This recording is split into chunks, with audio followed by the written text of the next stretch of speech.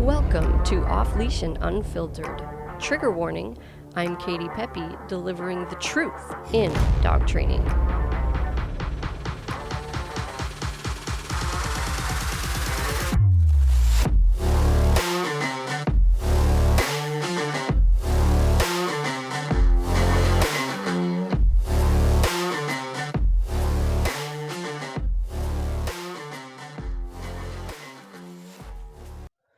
Hey everybody, welcome back to another episode of Off Leash and Unfiltered. I'm Katie Pepe, owner of Diamond Canine Dog Training in Biddeford, Maine. We specialize in e-collar training for off-leash obedience, behavior modification. We do lots of state of mind stuff. And so that's really our bread and butter. That's what we do the most of. That's what we're the best at. We also do puppy stuff, puppy raising, puppy manners, and things of that nature. So that's who we are. That's what we do. And I do this podcast so I can try to reach more people with information that I know is hard to find. So there's lots of information out there. Most of it is wrong. I'm not saying my way is the only way, but in a lot of cases, there are a lot of things that are black and white, and there's a lot of lies out there. And it leaves a lot of people really stuck and really frustrated, and I hate that. And so I'm really, really passionate about spreading the truth, which nowadays the truth is 100% demonized. And so I think it's important for people who do know to stand up and get that message out there. So that's what I'm doing. But a couple episodes ago, I said, on my next episode, we'll talk about reactivity. And on the next episode, I didn't talk about reactivity because I already had another episode queued up to upload. So it had already been recorded. But so I want to take the opportunity today to cover the reactivity topic. And it's a loaded subject. It's a loaded subject, and I could go on about it all day. But I like to try to keep these episodes somewhat brief and packed with useful information. So I'm going to try to kind of limit the scope of what we're talking about with reactivity today, but it's such a common issue that this was a huge one I thought we needed to cover. So if your dog deals with reactivity, your dog struggles with reactivity. Now, reactivity, people try to discern between reactivity and aggression. Don't bother, because it really just doesn't matter. It doesn't matter. Like if you put your dog on a leash or behind a window or a gate or whatever the case may be, and they react to another dog or a person or whatever the case may be, then you have this problem. Okay? If your dog reacts in an excited way because, people will say, my dog wants to go say hi. Of course, a lot of people say that when maybe that's not the case. But even if that is the case, it's still reactivity, right? It can look a lot of different ways. You don't need to know what the dog's intent is. You don't need to speculate about what the dog's intent is. It doesn't matter. So right off the bat, I want to get one thing straight right now. Don't waste your time worrying about what kind of reactivity. Is it aggression? Do they just want to go say hi? Do they want to do harm? Are they hostile? Are they just excited? It doesn't matter. So hopefully that clarifies a lot for you right there. Okay, so I have the whole range, the whole spectrum of reactive dogs coming through here. Everywhere from gently pulling on the leash, wagging softly, wanting to go say hi to everybody, to like up on their hind legs, pulling, lunging, barking, snarling, growling. They want to go kill the other dog. So we see it all. They're both reactive. And guess what? The solution's basically the same for both. Okay? So hopefully that makes it a lot easier for you. You don't have to figure all that stuff out. It does not matter. Okay, so that's the first piece. Number 2, the second piece is the way you live with your dog. Everybody knows I love that subject. Structure. So there's the overused, cliche, dirty word, okay? So if you're not using a lot of structure in your household right now, start doing that. The way you live with your dog just changes kind of the way they go through the world, their level of arousal, how they view you, and it's going to change your walk. So start using some structure, okay? Meaning tell your dog where to be, what to be doing. Use their kennel when you're not home. Use their kennel overnight when they're sleeping. Use their kennel sometimes during the day when you are home and you are awake. When they're not in their kennel, do some place time. Teach them to go to place, to stay on a bed. If your dog doesn't have that command now, it's easy to teach. And I offer an online course for that. It's $99. And that course is called 10 Days to a Great Place. You can find it on my website, Diamond Canine, that's CANINE.com. 10 Days to a Great Place. It teaches you how to get started with the e-collar, start tying it into all of your dog's commands, but it teaches you a place command from start to finish where your dog will be able to stay there for hours. Highly, highly, highly recommend. But teach your dog a place command, okay, however you choose to do it. Get it done. Use that place command in the house a lot, right? So people get all bent out of shape and they're worried about their dog being pent up and being mean and they feel guilty and their dog needs exercise. It's like, yeah, of course they need exercise. I'm not telling you not to exercise your dog, but just roaming around your house isn't exercise. So I always tell people, like, if you view your dog walking around the house as exercise, that's the thing you should feel guilty about. Okay, because that's not exercise. All right. Take your dog out for a nice long walk, a jog, a swim, chase the ball around, whatever. Get them their exercise, go in the house, place, or kennel. Okay, and start practicing more of that. So start taking the decisions away from your dog. I know I talk about this a ton, so I'm not going to go on about this much longer. But if you're not familiar with me, if you haven't listened to my other stuff, you have to start taking away that autonomy, right? Because right now your dog is fully autonomous, and that's why they're reactive. They say, I make the decisions and I decide what state of mind I'm in. So when you start taking over and saying, hey, I don't want you in this state of mind, that state of mind, I want you calm. I want you here, I want you doing this, and I want you to be calm. I want you to be able to cope with being inconvenienced. I want you to shut off arousal and be calm. Like, even if I'm over here, wrestling with my daughter or the other dog, or something else that's going to get him going. Maybe my daughter's doing some gymnastics. Like, I want you to stay there. I want you to be calm. Right? So all of a sudden, you have a say. You have a vote over their state of mind. And that's important. And teaching your dog impulse control and how to deal with being inconvenienced and all those things, that's going to bleed over to your walk. So utilize that structure, right? That puts you in more of a leadership role and it puts them in more of a follower role. And you got to have that on your walk, guys, because only one end of the leash can really be making the decisions. It's got to be you. So utilize that structure. Okay. Third piece, dun, dun, dun, dun, the big ugly word, punishment. Right? So that's big. If you don't like the word punishment, oh well. So punishment from a behavioral perspective, right? The behavioral definition, scientifically speaking, is nothing more than reducing and eliminating a behavior. So anything you do that reduces a behavior is a punishment. It's nothing more than that. It's nothing less than that. And it is absolutely unequivocally necessary for every single dog that exists. And I very, very rarely globalize like that. You will not often hear me say always or never or everything or nothing. I just don't do it. I am very precise in my speech, or at least I try to be. I really make an effort to be. But this is one case that is just 100%, no question.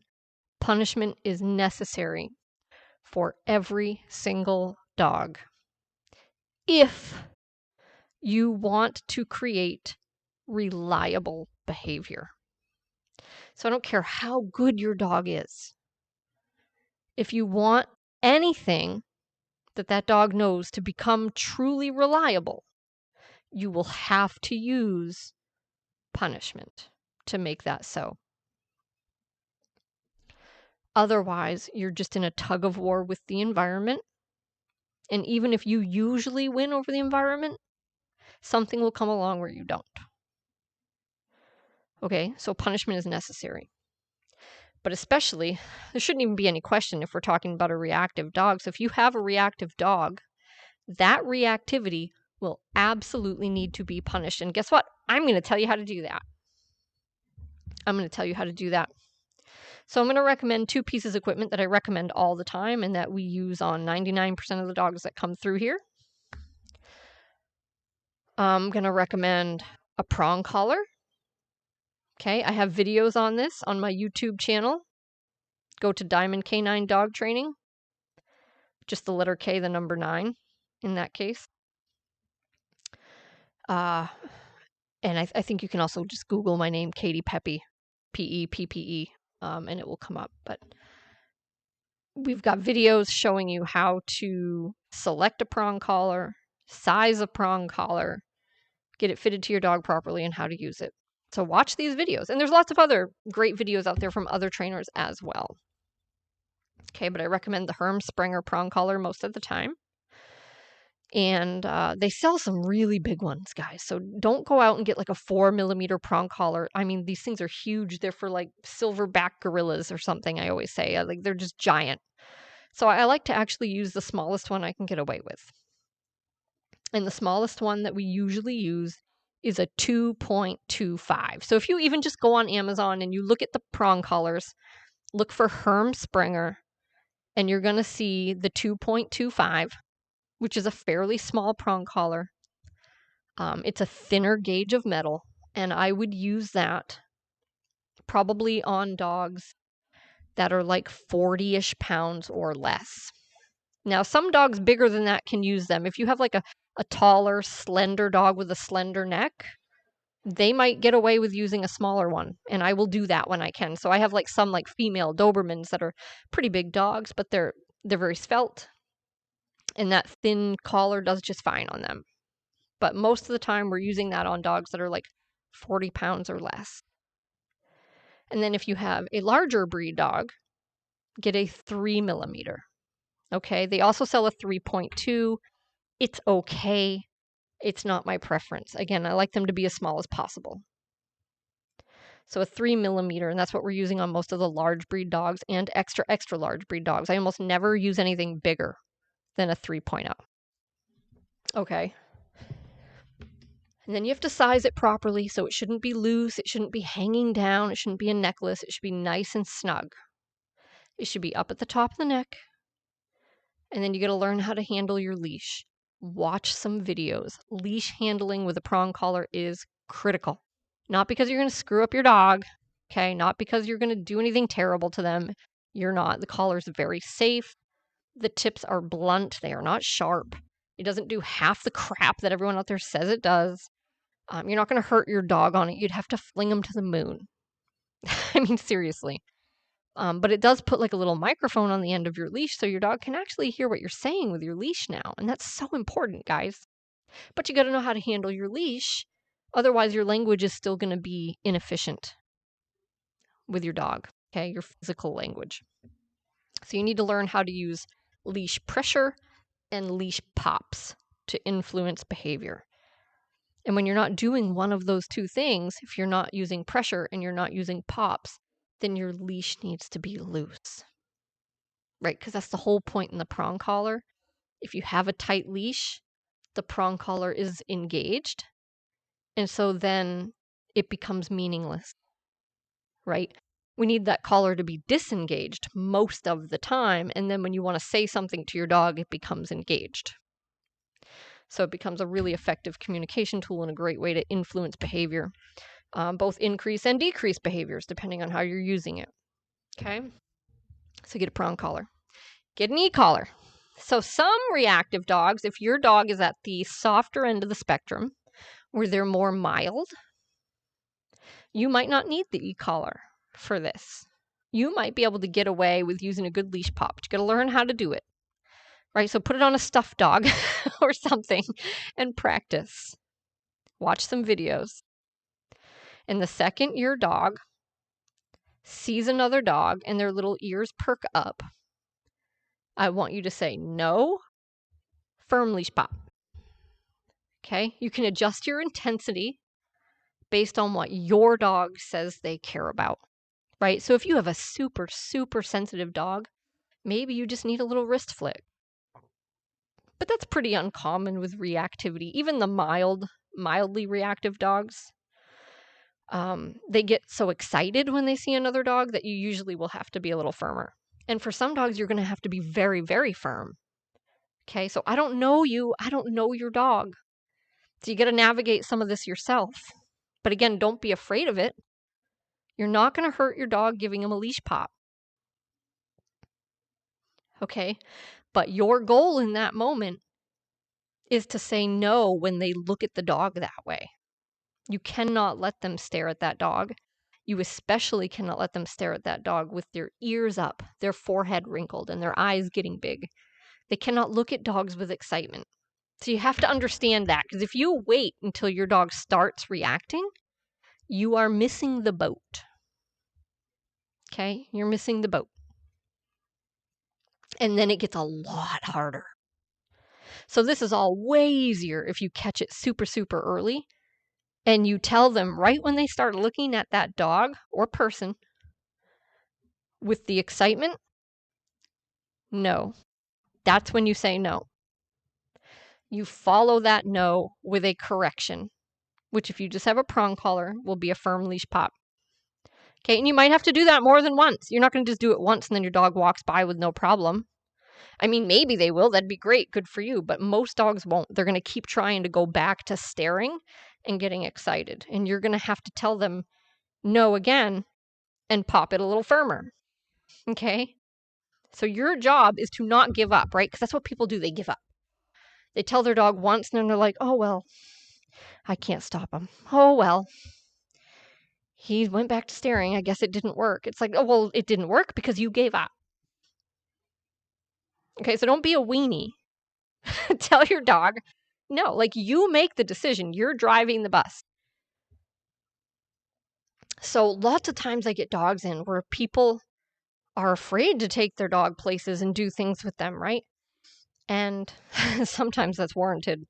But like, here's the difference between me and I don't even think about it. I put the dog on a leash and we go. And I'm not worried about it. I just expect them to do well. I expect them to be fine, right? But if they're not, I'm going to fix that, right? So you have to make up your mind that when you go after something, that you're going to succeed. Now, you're not a dog trainer. Maybe you haven't done this before. And so maybe you're not going to succeed the first day. But once you get the hang of it, you'll build some confidence.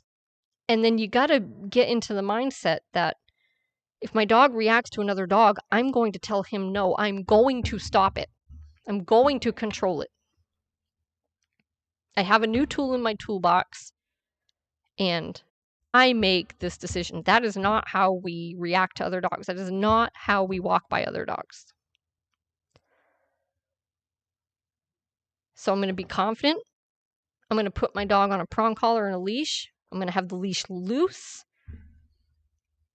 And we're just going to go for a walk and things are going to be great. And you know what? If they start to look at another dog, I'm going to correct it as firmly and as many times as I need to make sure that they change that behavior. Okay? And with dogs that are at the softer end of the spectrum, you're probably going to be fine with just that. Just that. Okay, now if your dog is a little more of a serious customer, their excitement is a little more over the top, or they tend to be more aggressive in nature, just more severe, more intense, right? They tend to be the ones that are like up on the hind legs, and it's hard to like peel them away and move on. They tend to be more vocal, right? So if those dogs, you might not be able to do this with just a prong collar, but just want to remind you, if you can get in there and nip it with a prong collar, it's your best chance is going to be super, super early. You have to get them when they start staring, guys.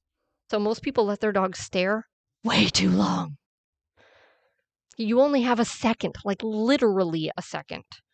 Okay, 5 seconds in, you're toast. It is too freaking late. So I mean it. You got to be fast. Okay?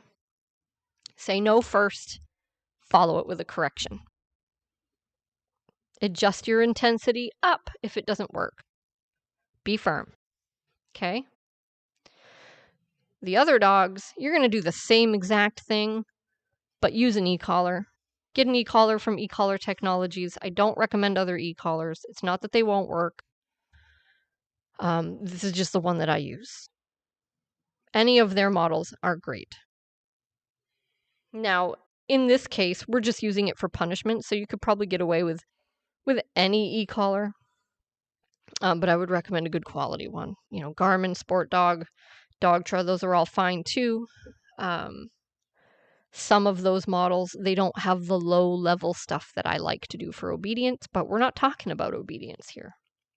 However, if you think you're going to want to use your e-collar for obedience stuff too, then invest in the good model. Get a model from e-collar technologies. We usually use the Mini Educator, and that's got a really wide spectrum of intensities, so you can use it really, really gently when you're doing obedience training. Wicked, wicked cool tool. Okay. But as far as the reactivity goes, your dog starts to stare, right? The second they look at that other dog and those ears come up, boom. It has to be right then, guys. No, whip up your e-collar, hold the button down for a second, right? I say that because if you do a quick tap, it hardly registers. Like they might not even notice it. So make sure you hold that button down for a second, right? And you got to gauge their reaction really fast, because if it doesn't work, you need to go up significantly. Okay, so you need to be prepared to do that. Get used to the tool. Play with it before you put it on the dog and go out, because you'll miss your chance. And what can happen, and what you hear about sometimes, is you'll hear people say that e-collars, or any of these tools make dogs aggressive, and that they don't. It's not true. If your dog's aggressive, it's because it's aggressive. It's not because of the tool, right? But what can happen is you can drive dogs up if your timing isn't great, right? Or if their intensity is just so high and you're a little low. So if you're a little too slow with your e-collar or a little too low with your e-collar, you can sometimes just piss your dog off more. Is what happens, okay? So it's not that the e-collar is making them aggressive, but you can sort of, if you're too afraid of it, you might underwhelm the dog, you might drive them up, annoy them, make them more excited, more hostile, whatever the case may be, whatever they've got going on. And then depending on your dog and the type of dog they are and how intense they are, and how much they respect you, because this is a choice, they may turn around and unleash all that frustration on you. So if you think your dog is so intense and disrespectful that they might just try that, put a muzzle on them. Okay? At least the first time you go out, because you don't know. So we want everyone to be safe. And I don't want anyone to be afraid of it, because this is where success lies for so many people. Like, this is your key, guys. Like, this is the way out of your walks being hell. I can guarantee you that. Okay? So a lot of people are going to tell you too that you have to do all kinds of pre-work with the e-collar and condition your dog and teach them what it means. Bullshit. Yeah, for obedience you do, right? So if I tell a dog to lay down and they don't lay down and I just zap them with the e-collar at something uncomfortable or even not uncomfortable, it doesn't matter, they're not going to know what that means. Right? So if you want your dog to do something like an obedience command, then yes, you have to do some pre-work, right? But in this case, you got to understand the difference. We're not asking your dog to do anything. We're just punishing a behavior. That is different.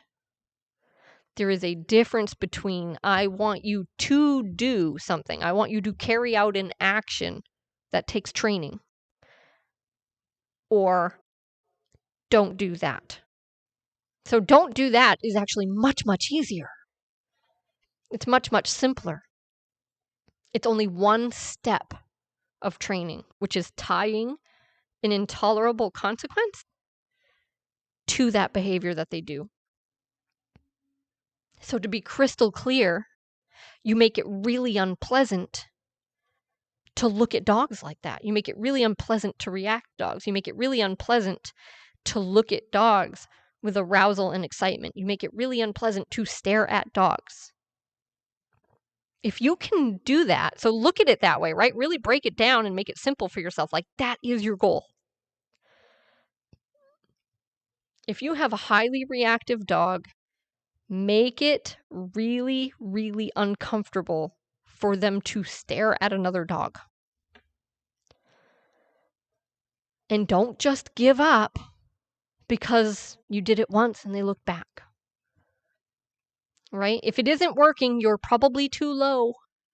Okay, and you can hold the button down, at least on this model, and you have to understand how your buttons work because you can change the functionality of your buttons. Okay, so I'm not going to go through all that today. You have to do that piece. Hold the button down while they are looking at the other dog, right? Because then you can make a really crystal clear pattern for them. It's like, hey, when you're looking at that dog, it sucks. But the second you look away, you get relief. So if you can do that, then you can get there. You can teach your dog, hey, why don't you walk by other dogs without staring at them? It's so important, guys. You cannot let your dog stare at other dogs. You have to make it uncomfortable if they're a reactive dog.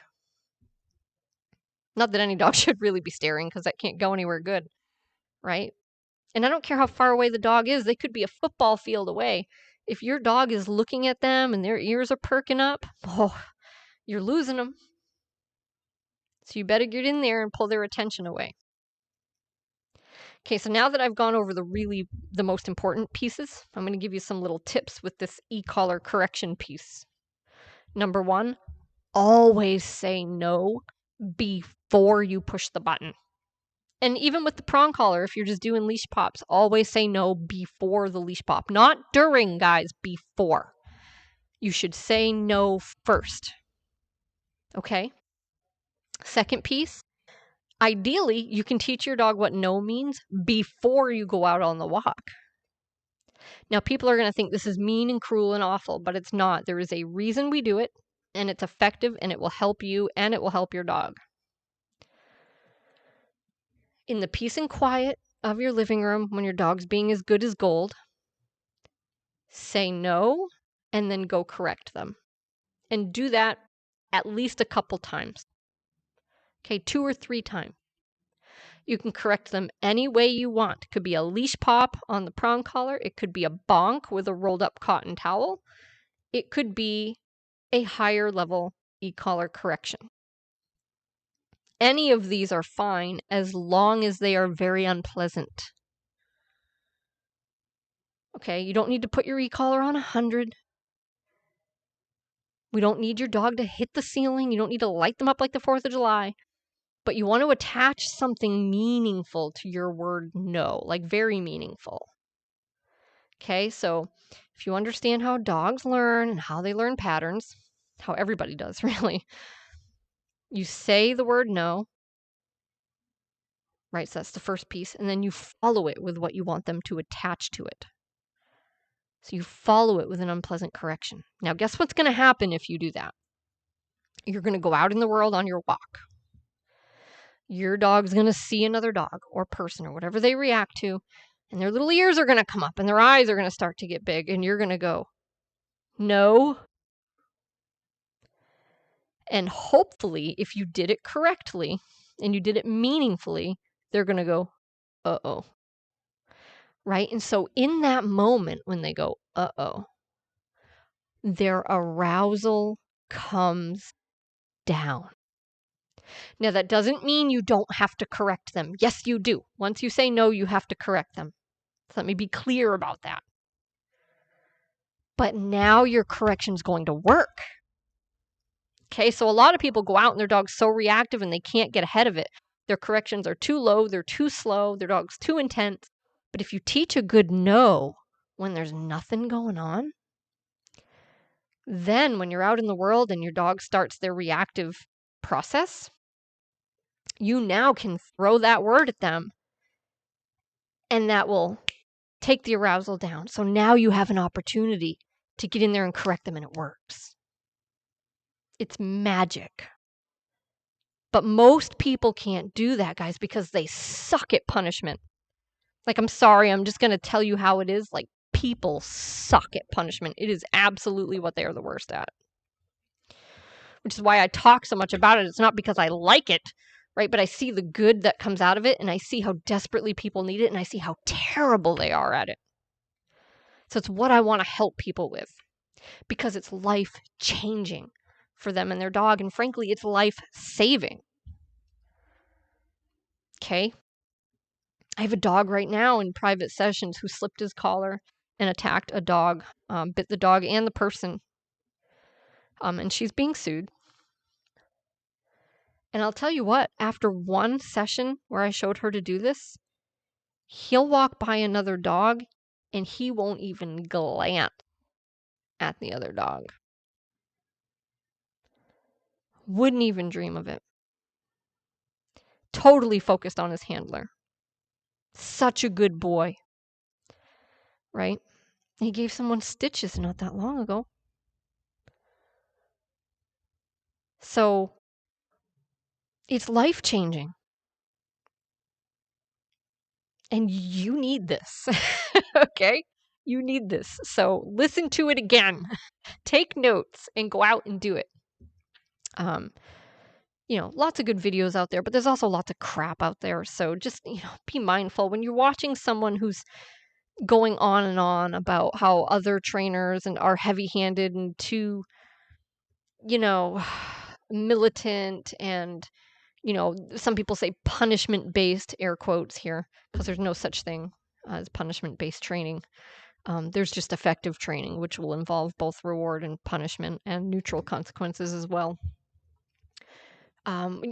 People going on and on about how much better that they are than other trainers and how much more humane they are and how everyone else is giving e-collars a bad rep and a bad name because they're not using them right. Like, those probably aren't people you want to watch. Number one, because they're more interested in just making themselves look good than anything else. And there are some really big name famous trainers out there they make a living off from talking about how they're better with the e-collar than anybody else. How they're more humane and how everyone else is so crappy. Right? Those aren't people you want to watch. I'm not going to say they have anything of value. They probably do. But you're going to have trouble finding success dealing with unwanted behaviors listening to that kind of a person. Because they don't want to just tell you like it is, which is you need to punish those bad behaviors. Okay, so listen to the people that are being honest about that. Watch their stuff. And those people are showing their results. Right, so that's been my experience, is the people that go on and on and on about doing things the right way and humanely and all this conditioning you need to do and how, everyone's too heavy-handed, right? They're not showing any results because they're not fucking getting them. Like, that's just a fact. Like, they're not getting results, so they're not showing them. And if you want to listen to that, great. But I couldn't do it. And it's not going to help. It's not going to help.